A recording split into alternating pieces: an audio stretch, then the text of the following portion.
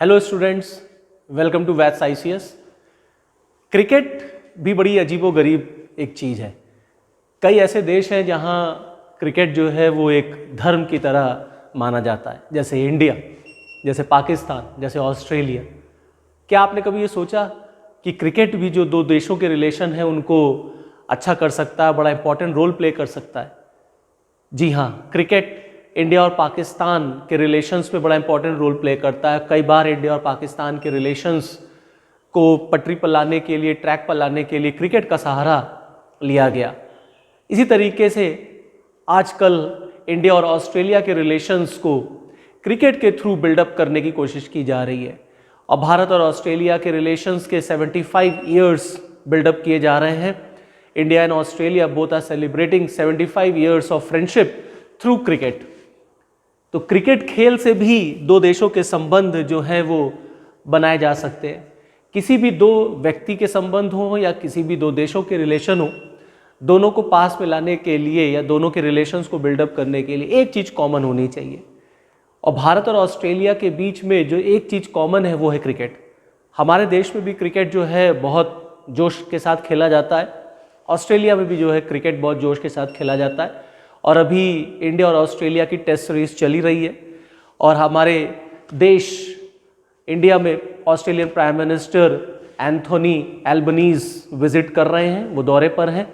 और दोनों लोगों ने, हमारे भी प्रधानमंत्री और ऑस्ट्रेलियन प्राइम मिनिस्टर ने एक साथ गुजरात के नरेंद्र मोदी स्टेडियम में दोनों देशों के मैच का लुत्फ उठाया और दोनों देशों के प्राइम मिनिस्टर ने पूरे स्टेडियम में लोगों को जो है वेव किया और लोगों ने उनका बड़ा जोरदार वेलकम भी किया। तो ये भारत और ऑस्ट्रेलिया के रिलेशंस किस मायने में दोनों देशों के लिए बहुत इंपॉर्टेंट हैं, कौन कौन से वो एरियाज़ हैं जो हम दो देशों को आपस में जोड़ते हैं और कैसे रहे हैं भारत और ऑस्ट्रेलिया के संबंध, और आप किस तरीके से देखते हैं ये ऑस्ट्रेलियन प्राइम मिनिस्टर का जो दौरा है भारत का। आज के इस वीडियो लेक्चर में मैं अभिषेक मिश्रा आपके साथ इन्हीं पॉइंट्स पर डिस्कशन करूंगा। तो चलिए फिर शुरू करते हैं। जैसा कि मैंने आपको बताया कि Australian prime minister Anthony Albanese Bharat के दौरे पे आए हुए हैं। 2017 के बाद ये पर्सनल विजिट है किसी ऑस्ट्रेलियन प्राइम मिनिस्टर का जो इंडिया के दौरे पर है। ये जो प्राइम मिनिस्टर का दौरा है ऑस्ट्रेलियन प्राइम मिनिस्टर का, इसके बहुत मायने हैं, बहुत इंपॉर्टेंट रोल ये प्ले करने जा रहा है क्योंकि इसमें कुछ ऐसे एरियाज हैं जिनमें बातचीत होनी है। जैसे for example, it aims to deepen India and Australia's strategic ties, economic ties and people-to-people ties that will boost trade and investment, renewable energy, technology, defense and security cooperation। जिसमें दो बड़ा इंपॉर्टेंट चीज़ है। एक तो ये दौरा भारत और ऑस्ट्रेलिया के बीच में जो फ्री ट्रेड एग्रीमेंट की बातचीत चल रही है उसके पॉइंट ऑफ व्यू से बहुत इंपॉर्टेंट है। और दोनों इंडिया और ऑस्ट्रेलिया, जापान और अमेरिका के साथ क्वाड के मेंबर हैं, इसीलिए डिफेंस की स्ट्रैटेजी या डिफेंस पॉइंट ऑफ व्यू से भी ये दौरा दोनों देशों के लिए बहुत इंपॉर्टेंट है। ये इंडिया और ऑस्ट्रेलिया के रिलेशंस बिल्डअप कैसे हुए, कहाँ से क्या निकला, इसकी फाउंडेशन कैसे रखी गई, इसको हम लोग समझते हैं क्योंकि ये टॉपिक आने वाले एग्जाम के लिए आपके GS के पॉइंट ऑफ व्यू से, and if you are having political science as an optional, so this topic is going to be very important। Direct आपसे क्वेश्चन पूछा जा सकता है, क्वाड के कॉन्टेक्स्ट में क्वेश्चन पूछा जा सकता है या फ्री ट्रेड एग्रीमेंट के कॉन्टेक्स्ट में क्वेश्चन पूछा जा सकता है। तो थोड़ा सा हम लोग अब हिस्टोरिकल पॉइंट ऑफ व्यू से समझते हैं कि भारत और ऑस्ट्रेलिया के रिलेशन का इतिहास कैसे रहा है। देखिए, दोनों देश इंडिया और Australia, they both have shared values of pluralistic society, Westminster style of democracy. हमारा भी समाज एक प्लूरलिस्टिक सोसाइटी है, ऑस्ट्रेलिया का भी समाज जो है वो एक प्लूरलिस्टिक सोसाइटी है। दोनों देशों की जो डेमोक्रेसीज हैं वो वेस्टमिनिस्टर स्टाइल को फॉलो करती हैं। दोनों देश कॉमनवेल्थ ट्रेडिशंस को फॉलो करते हैं। Both the countries expand economic engagements and increasing high level interaction. ये कुछ की एरियाज हैं जो इंडिया और ऑस्ट्रेलिया के बीच में हमें कॉमन देखने को मिलते हैं। As far as relations are concerned, apart from all these points, there are several common traits also. जैसे for example, vibrant, secular and multicultural democracies. Bharat भी एक वाइब्रेंट सेकुलर और मल्टी कल्चरल डेमोक्रेसी है, ऑस्ट्रेलिया भी एक वाइब्रेंट सेकुलर और multi cultural democracy है। दोनों देशों के बीच में फ्री प्रेस पाया जाता है, फ्रीडम ऑफ मीडिया जिसको हम कहते हैं। इंडिपेंडेंट जुडिशियल सिस्टम हमारे देश में भी है, ऑस्ट्रेलिया में भी आपको देखने को मिलेगी। As well as English language, ये एक कॉमन आपको प्लेटफॉर्म दिखता है, इंग्लिश एज अ लैंग्वेज जो दोनों देशों को आपस में जोड़ता है। English language serve as a foundation for closer cooperation and multifaceted interaction between the two nations. तो दो लोगों के बीच के रिलेशन को डेवलप करने में कुछ तो कॉमन होना चाहिए। यही वो पॉइंट्स हैं जो भारत और ऑस्ट्रेलिया को एक प्लेटफॉर्म पर लेकर के आते हैं। Apart from all these points, India और ऑस्ट्रेलिया के रिलेशंस में जंप आप देखेंगे 1991 के बाद हमें देखने को मिला, जब इंडिया ने अपनी इकोनॉमी में इकोनॉमिकल रिफॉर्म इंट्रोड्यूस किए, that is your LPG model. तो India's economic reform in 1991 provided the impetus for the development of closer ties between the two nation. ये जो 1991 का इकोनॉमिक रिफॉर्म था, इसने दोनों देशों को आपस में पास में लाने में बड़ा इंपॉर्टेंट रोल प्ले किया। The ever increasing number of Indian students traveling to Australia for higher education and the growing tourism and sporting links have played a significant role in strengthening ties.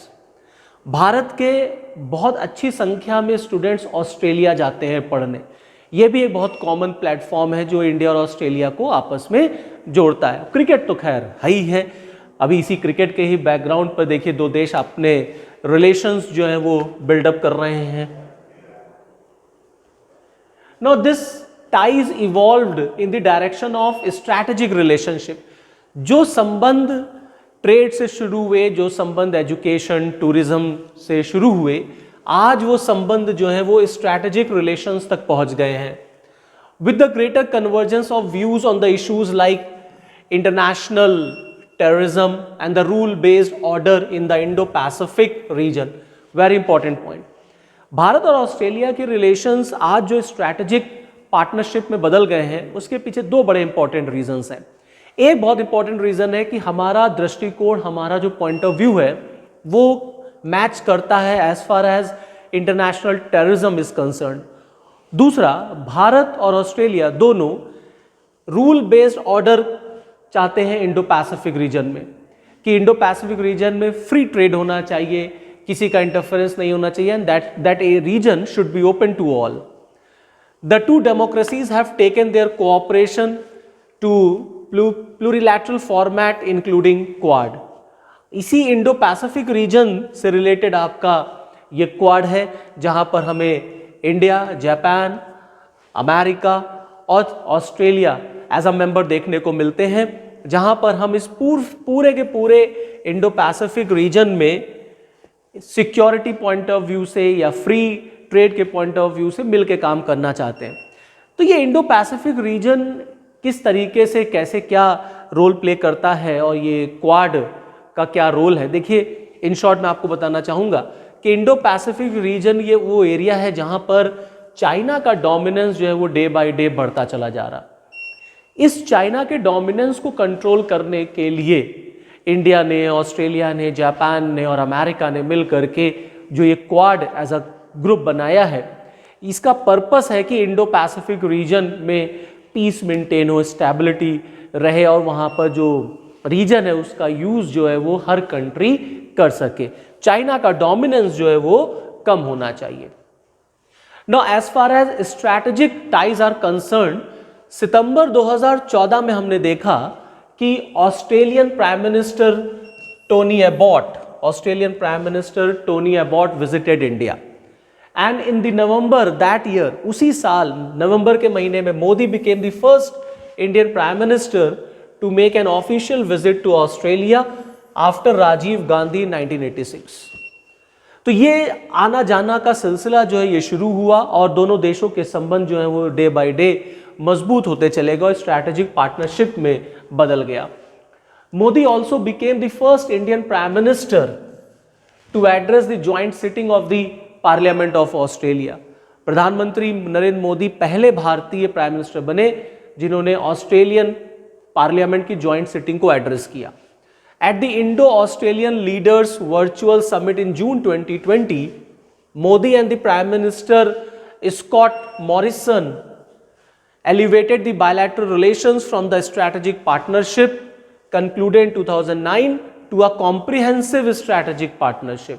एक कदम हम और आगे बढ़ गए कि अब strategic partnership से हम चले गए कॉम्प्रिहेंसिव स्ट्रैटेजिक पार्टनरशिप की तरफ। तो ये शो करता है कि इंडिया और ऑस्ट्रेलिया किस तरीके से डे बाय डे नज़दीक आ रहे हैं। इस नज़दीक के आने के पीछे ये जो क्लोजनेस बढ़ रही है दोनों देशों के पीछे, इसमें बहुत इंपॉर्टेंट रोल चाइना का भी है, चाइना फैक्टर। भारत में भी चाइना का फैक्टर, ऑस्ट्रेलिया में भी चाइना का फैक्टर। तो इसको समझते हैं ये चाइना कैसे रोल प्ले करता है। देखिए, ties between Australia and China were strained after Canberra in 2018 band Chinese telecom firm हवाई फ्रॉम 5G नेटवर्क। 2018 में ऑस्ट्रेलिया ने चाइना की जो कंपनी है हवाई, इसको 5G नेटवर्क वहां पर प्रोवाइड करने से बैन कर दिया। उसके बाद कोविड-19 ने बड़ा इंपॉर्टेंट रोल प्ले किया। पूरी दुनिया ने, ऑस्ट्रेलिया के साथ साथ पूरी दुनिया ने चाइना को ब्लेम किया कि ये जो कोविड-19 जो पैंडेमिक आया, चाइना इसके लिए रिस्पॉन्सिबल है और इस पैंडेमिक से पूरे वर्ल्ड की इकोनॉमी इंक्लूडिंग ऑस्ट्रेलिया ऑल्सो वो भी बहुत लॉस में गई। तो इसने भी बड़ा इंपॉर्टेंट रोल प्ले किया इंडिया और ऑस्ट्रेलिया को पास लाने में। Now China imposed trade barrier on Australia's export and by cutting off all ministerial contacts। जब ऑस्ट्रेलिया ने इस तरीके से चाइना के लिए कदम उठाए तो रिटेलिएशन में चाइना ने भी रिएक्शन लिया और चाइना ने ऑस्ट्रेलिया के ऊपर ट्रेड बैरियर्स लगा दिए और मिनिस्ट्रियल कॉन्टैक्ट जो है वो खत्म कर दिए। तो चाइना वहां पर भी इंपॉर्टेंट रोल प्ले कर रहा है और भारत के लिए भी, क्योंकि आप देखेंगे कि हमारे और चाइना के बीच पे भी, इंडिया और चाइना के बीच पे भी नंबर ऑफ इश्यूज को लेकर के टसल चल रही, चाहे वो डोकलाम का इशू रहा हो, चाहे वो आपका पेंगोंग झील का रहा हो, चाहे वो आपका अरुणाचल प्रदेश का इशू रहा हो। तो हाल फिलहाल में आप देखेंगे कई ऐसे इश्यूज रहे हैं जहां पर इंडिया और चाइना के आर्मी फेस टू फेस आ गए। तो ये एक बड़ा इंपॉर्टेंट इशू रहा जहां दोनों देशों को नज़दीक आने का मौका मिला, जिसमें चाइना ने बड़ा इंपॉर्टेंट रोल प्ले किया। अब कुछ ऐसे एरियाज हैं जहां पर दोनों देश बहुत गर्मजोशी के साथ जो है कोऑपरेशन कर रहे हैं, सहयोग कर रहे हैं, जिसमें बड़ा इंपॉर्टेंट एक एरिया है दैट इज इकोनॉमिक कोऑपरेशन। ये जो विजिट है ऑस्ट्रेलियन प्राइम मिनिस्टर की, मैंने आपको बताया बहुत इंपॉर्टेंट है फ्री ट्रेड एग्रीमेंट के पॉइंट ऑफ व्यू से। लास्ट ईयर इस पर काम करना शुरू हुआ था और इस बार की इस मीटिंग में भी ये बड़ा एक इंपॉर्टेंट एरिया है। अगर ये फ्री ट्रेड एग्रीमेंट जो है कंक्लूड हो जा रहा है, इम्प्लीमेंट हो जाता है, तो ये माना जाता है कि 2027 तक भारत और ऑस्ट्रेलिया का जो व्यापार है, जो ट्रेड है, वो नियर अबाउट $50 बिलियन तक बढ़ जाएगा। तो the economic cooperation trade agreement, the first free trade agreement signed by India that entered into force in December 2022 and has resulted in immediate reduction of duty to zero on 96% of Indian export to Australia and zero duty on 85% of Australia's export to India. Now the present bilateral trade, जो अभी वर्तमान में जो bilateral trade है वो $27.5 billion का द्विपक्षीय व्यापार bilateral trade चल रहा है और दोनों देशों के बीच में ये पोटेंशियल है कि हम अपने व्यापार को बढ़ाकर $50 बिलियन तक कर सकते हैं इन द कमिंग 5 years। इस $50 बिलियन को करने में, व्यापार को बढ़ाने में, this free trade agreement is going to play a very important role. इसीलिए ये जो विजिट है ये इतनी इंपॉर्टेंट है दोनों देशों के पॉइंट ऑफ व्यू से, ना केवल भारत के पॉइंट ऑफ व्यू से, ऑस्ट्रेलिया के पॉइंट ऑफ व्यू से भी ये विजिट बहुत इंपॉर्टेंट है। और फिर क्रिकेट तो है ही है दोनों देशों को जोड़ने के लिए। दूसरा इंपॉर्टेंट रीजन है जहां पर दो देश सहयोग करते, कोऑपरेट करते, that is people to people ties. Now India is one of the top source of skilled immigrants to Australia. Bharat top countries में आता है जहां तक स्किल्ड वर्कर्स का सवाल है ऑस्ट्रेलिया में। As per 2021 census, around 9.76 lakh people in Australia reported their ancestry as Indian origin। 2021 की जनगणना के अनुसार, ऑस्ट्रेलिया की जनगणना के अनुसार 9.76 लाख पीपल लोगों ने अपना जो लिंकेज है वो इंडियन ओरिजिन का बताया, making them the second largest group of overseas born resident in Australia. तो ये भी एक बड़ा इंपॉर्टेंट एरिया है दोनों देशों के बीच के संबंध को अच्छा रखने में, that is people to people ties. Now third important is education.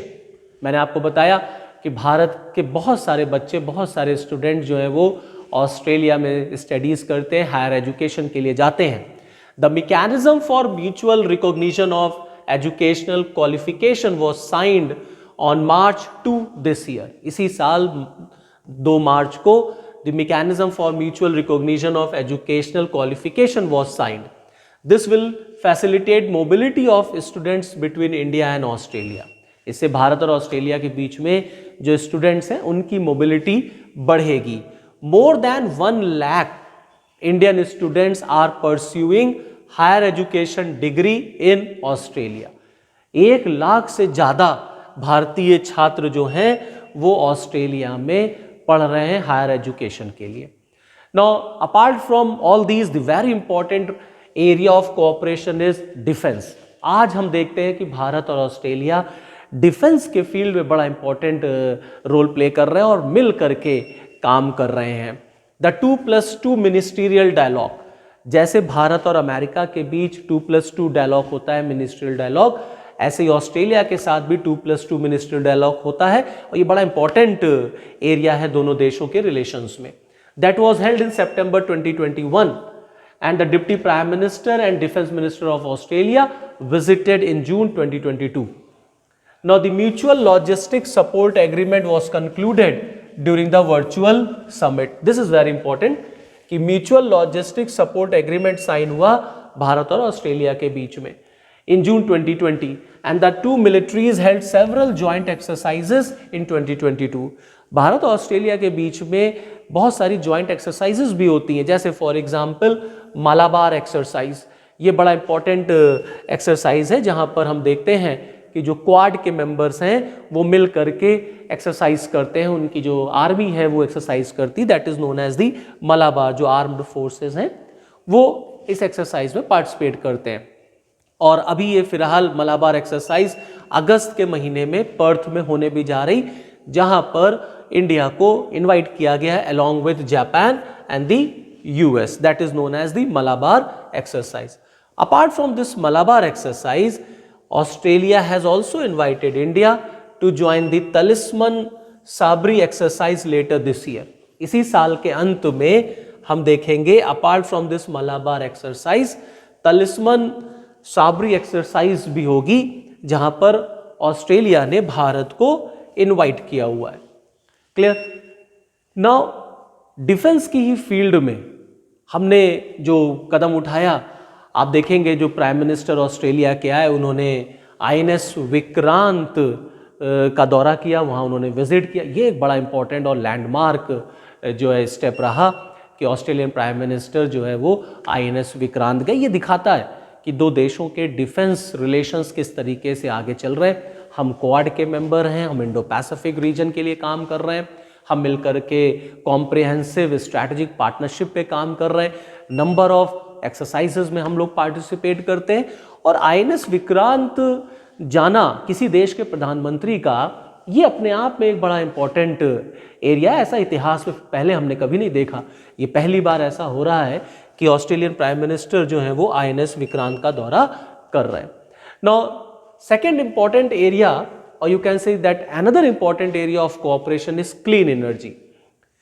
पूरा विश्व ग्लोबली क्लीन एनर्जी के लिए हर देश काम कर रहा है, क्योंकि हम सभी लोगों को ग्लोबली सस्टेनेबल डेवलपमेंट चाहिए, हमें ग्रीन डेवलपमेंट चाहिए। इस बार के बजट में भी गवर्नमेंट ने ग्रीन ग्रोथ का कॉन्सेप्ट दिया है। भारत भी ग्रीन ग्रोथ की बात करता है, number of countries green growth की बात करते हैं। इसमें ऑस्ट्रेलिया भारत की हेल्प कर सकता है। इस दौरे से क्लीन एनर्जी पर भी बहुत सारी चीज़ें जो हैं आपको देखने को मिलेंगी। The two countries signed a letter of intent on new and renewable energy in February 2022।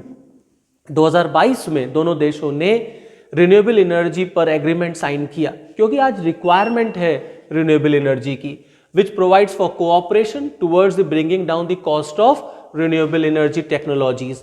Bharat के पॉइंट ऑफ व्यू से बहुत इंपॉर्टेंट है, क्योंकि हमें रिन्यूएबल एनर्जी की सख्त ज़रूरत है और जो रिन्यूएबल एनर्जी की कॉस्ट है वो कम आनी चाहिए। तो ये जो एग्रीमेंट है या जो ऑस्ट्रेलियन प्राइम मिनिस्टर का दौरा है, ये इंडिया के लिए बड़ा इंपॉर्टेंट होने जा रहा है, specially the ultra low cost solar and clean hydrogen.